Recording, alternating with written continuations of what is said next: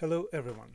This video represents the beginning of new adventure in learning and discovering abilities for fiber pulse laser technologies.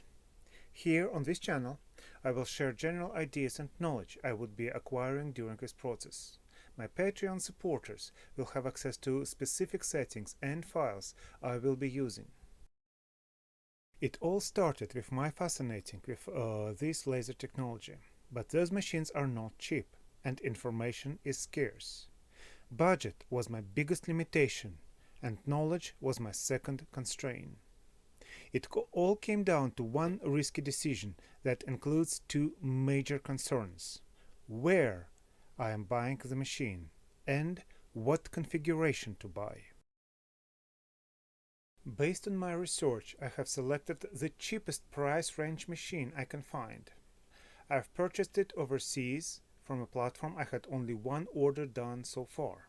What could possibly go wrong here?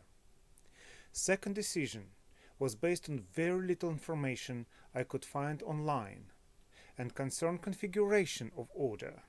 Buying lowest power, cheapest laser system seemed not a good idea. So I put together configuration that I thought would give me best chance for quality system. Turns out, after learning what I learned so far, I could not do better decision. Welcome to JPT50LP fiber laser. It is 50-watt laser source, and in a later video we will do into details which make it different from other brands. I ordered two lenses, 110 and 200 mm work area, and for good measure I have a rotary attachment with it.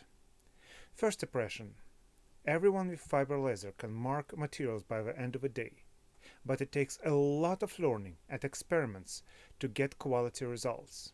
Hence, here we are at the beginning of our educational journey. It took 21 days from a moment of order to laser delivered by DHL to my house. Hardest thing in this process was to talk my bank to release funds and explain that it is not a fraudulent transaction.